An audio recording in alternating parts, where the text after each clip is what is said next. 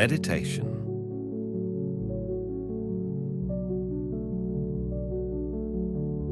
Marcus Aurelius gazes forward, silent and thoughtful. The 2nd century emperor sits alone at a wooden desk beneath flickering oil lamps, quill in hand, wrestling with the weight of an empire on his shoulders. In the quiet of dawn, he writes not to any audience but to himself, a personal journal of a philosopher king. Rising from his luxurious bedchamber, he silently reminds himself, "In the morning, when thou risest unwillingly, let this thought be present. I am rising to the work of a human being. Why then am I dissatisfied if I am going to do the things for which I exist?" With that Stoic affirmation, he steels himself for duty, choosing action over comfort. Historical context. Marcus Aurelius was born in 121 CE, adopted into the ruling dynasty, and became emperor in 161 CE. He ruled the empire until his death in 180, an era often called the pinnacle of Roman civilization. Yet his reign was marred by grinding wars on the northern frontiers and a devastating plague. Even amid campaigns and court intrigue, the emperor turned inward. A committed Stoic philosopher, he composed meditations in Greek as a private guide to virtue. As one scholar notes, this work gives readers a unique chance to see how an ancient person, indeed an emperor, might try to live a Stoic life, according to which only virtue is good, only vice is bad. In other words, for Marcus, the only true goods were moral qualities. Fame, wealth, or power were indifferent to real happiness. Gratitude and morning discipline. In Book 1 of Meditations, Marcus begins with gratitude.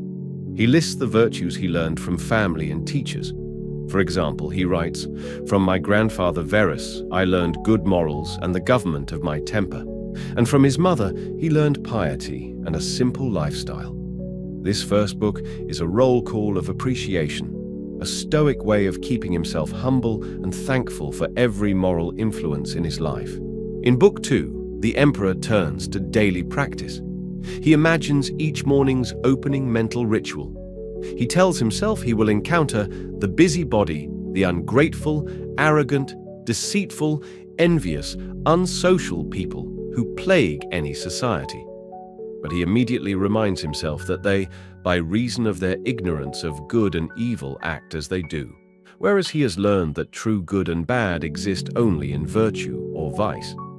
Marcus notes that even the worst people share a spark of reason and humanity. They participate in the same intelligence and the same portion of the divinity. Because of this, he resolves never to be insulted by their faults. He compares humanity to different parts of one body, feet, hands, eyes, each with its own role. This morning discipline, to expect difficulty but to respond with understanding, became a key Stoic practice. Book 2 thus reinforces duty and self-restraint. Marcus will rise each day, accepting hard people and hard tasks as his lot, trusting in reason and cooperation rather than anger. Mortality and inner order. Book 3 turns Marcus's attention to life's brevity and the discipline of thought. He reminds himself that time is slipping away. Our life is daily wasting away, and he urges himself to make haste in understanding virtue before old age dulls the mind. He notes that while bodily processes will continue as one ages, the power of filling up the measure of our duty and considering whether a man should now depart from life will weaken first. In short, Marcus reminds himself that even if he lived longer, his capacity for wisdom might fade, so he must live fully now. This sobering reflection on mortality encourages urgency in virtuous action. Later in Book 3, he emphasizes focus and contentment. He urges, "If thou workest at that which is before thee, following right reason, expecting nothing, fearing nothing, and satisfied with thy present activity, thou wilt live happy." Here Marcus voices a core Stoic rule. Concentrate on your own duty, that which is before thee. Do it with rational effort and accept results without desire or fear.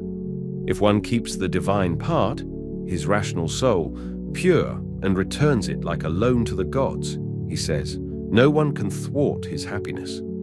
The emperor recognizes that tranquility comes from within, not from external praise or comfort. In Book 4, he considers how the mind copes with change. He observes that a well-trained will always easily adapts itself to events, using obstacles as fuel like fire-consuming wood. He instructs himself, "Let no act be done without a purpose, nor otherwise than according to the perfect principles of art," a call for every deed to align with reason. Later, he reflects that when people seek rest or escape, the truly wise see that, in thy own soul, by looking into its thoughts, he is immediately in perfect tranquility. In other words, one's inner life can be a peaceful refuge. He defines tranquility as nothing else than the good ordering of the mind. Moreover, Marcus softens his judgment of others. He reminds himself that to endure wrongs is part of justice, and that people who do wrong involuntarily, because they are ignorant or mistaken. Thus, he trains himself not to harbor anger. Book 4 teaches that by living according to nature and reason, and by maintaining a disciplined inner sanctuary, a person can remain calm amid any turmoil.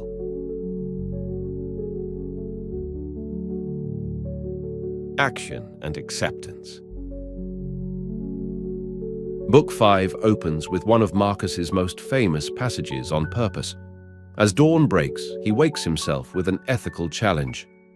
"I am rising to the work of a human being. Dost thou not see the little plants, the little birds, the ants, working together to put in order their parts of the universe? In other words, nature's creatures rush to fulfill their roles, and so must he.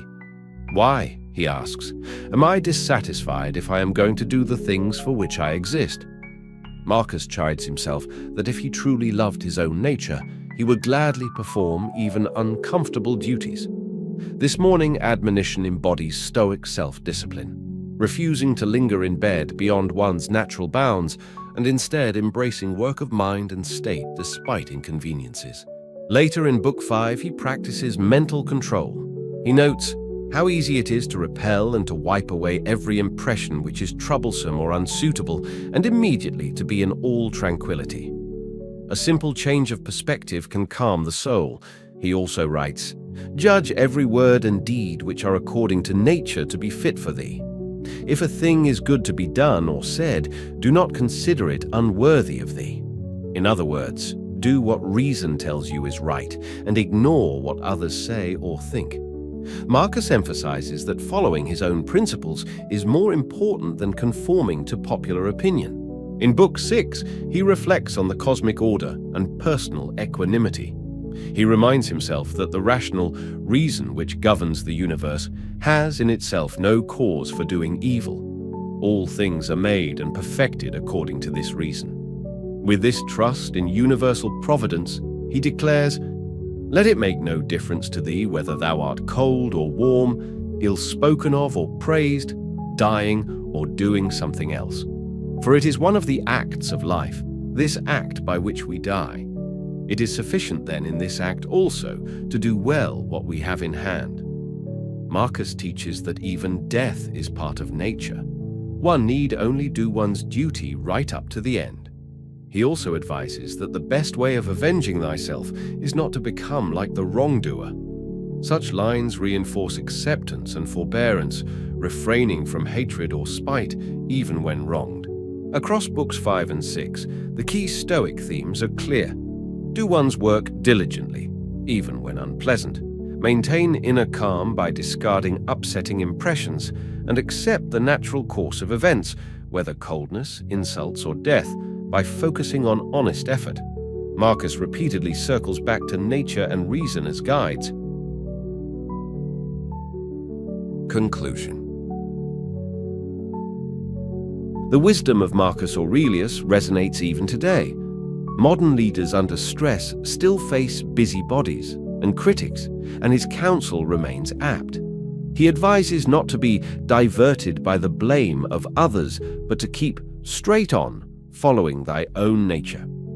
In the age of social media, this could mean scrolling past toxic comments or keeping focus on meaningful goals rather than getting lost in envy or outrage.